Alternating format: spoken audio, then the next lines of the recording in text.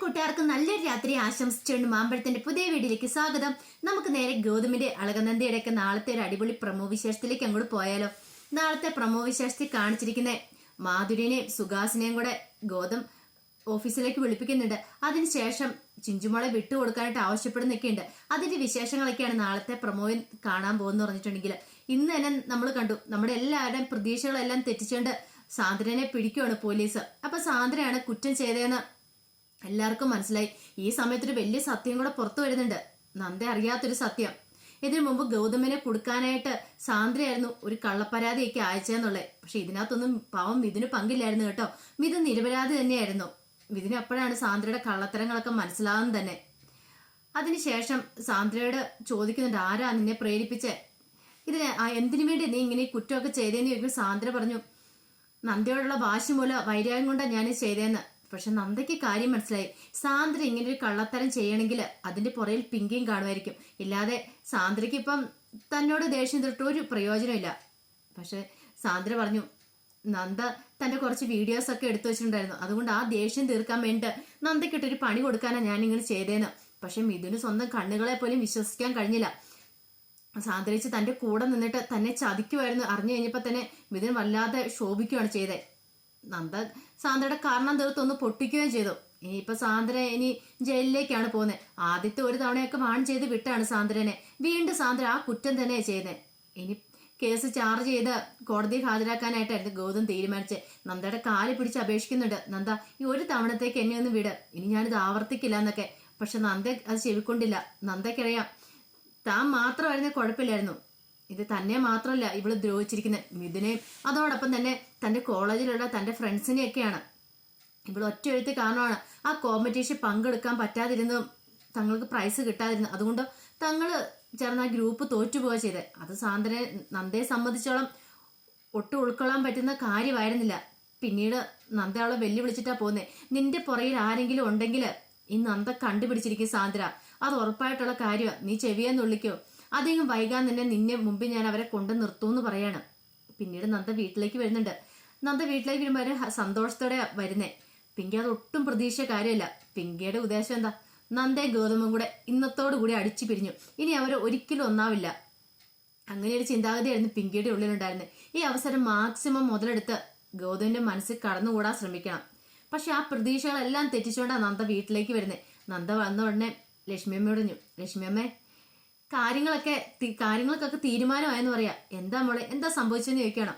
ഗൗതം സാറിനെ വെറുതെ സംശയിച്ച, ഗൗതം സാർ ഇതിനകത്ത് നിരപരാധിയാ, ഇതെല്ലാം ചെയ്യിച്ച ആരാന്നറിയാവോ, സാന്ദ്രയാന്ന് പറയണം. സാന്ദ്രയുടെ പേര് കേട്ടെന്ന് പിങ്കി ഞടുങ്ങി.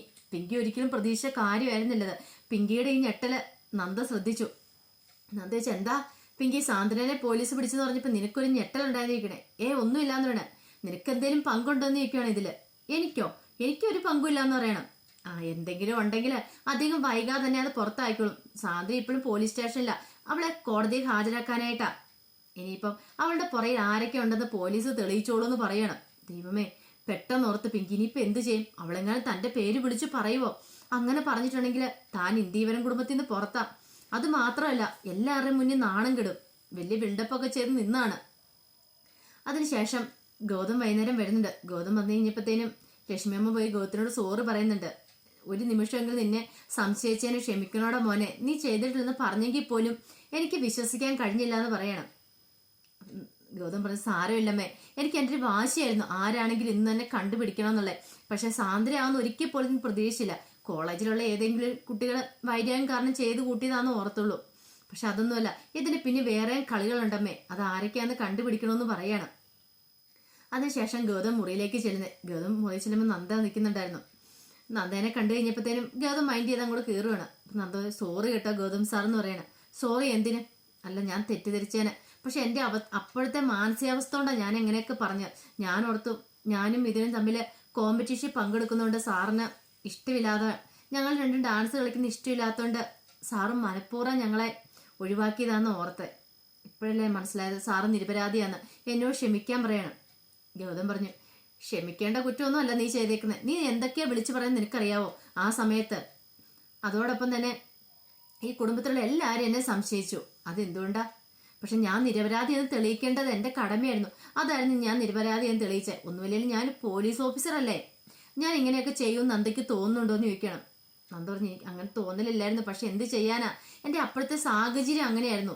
എല്ലാ തെളിവുകളും ഗൗതം സാറിനെതിരായിരുന്നു. അതുകൊണ്ടാണ് ഞാൻ അങ്ങനെയൊക്കെ ചിന്തിച്ച് എന്നോട് ക്ഷമിക്കുമെന്ന് പറഞ്ഞ് ഗൗതമിനെ പോയി കെട്ടിപ്പിടിക്കുകയാണ്. ഗൗതമിന് പിന്നെ നന്ദയാൻ പിന്നെ ക്ഷമിക്കാതിരിക്കാൻ പറ്റില്ലോ. പിന്നെ വൈകുന്നേരം കിടക്കാൻ നേരത്തെ നന്ദ കട്ടിലേക്ക് കയറുമ്പോൾ ഗൗതം ചോദിച്ചു, അതെന്താ കട്ടിലേക്ക്? ഇന്നലെ അങ്ങനെയല്ലല്ലോ പറഞ്ഞ്, പാ വിരിച്ച് നിലത്ത് കിടക്കുന്നല്ലേ പറഞ്ഞേന്ന്. അത് ഇന്നലെ, ഇപ്പൊ സത്യങ്ങളൊക്കെ തെളിഞ്ഞല്ലോ, ഇനി ഇപ്പൊ നമ്മൾ രണ്ടും ഒന്നല്ലേ എന്ന് ചോദിക്കുകയാണ്. പിന്നീട് കാണിക്കുന്ന പറഞ്ഞിട്ടുണ്ടെങ്കിൽ പിറ്റേ ദിവസം ആയി കഴിഞ്ഞപ്പോഴത്തേനും മാധുരിനെ പോലീസ് സ്റ്റേഷനിൽ വിളിപ്പിക്കുന്നുണ്ട്. മാധുരിനെ മാത്രമല്ല സുഹാസിനെ വിളിപ്പിക്കുകയാണ്. സുഹാസിനെ വിളിപ്പിച്ചതിന് ശേഷം ഗൗതം പറഞ്ഞു, ഇനിയിപ്പൊ കാര്യങ്ങൾ വളച്ചു നീട്ടില്ലാതെ പറയാം. സുഹാസിന്റെ പെങ്ങള് മെന്റൽ ഹോസ്പിറ്റലാന്ന് മാധുരിക്ക് അറിയാവുന്ന കാര്യമാണല്ലോ. അപ്പൊ അവർക്ക് ചിഞ്ചുമോളെ കിട്ടണം. അവരുടെ മോളാണ്. ഒഫീഷ്യലായിട്ട് ചിഞ്ചുമോളുടെ അമ്മയുടെ പേരിന്റെ സ്ഥാനത്ത് കിടക്കുന്നതും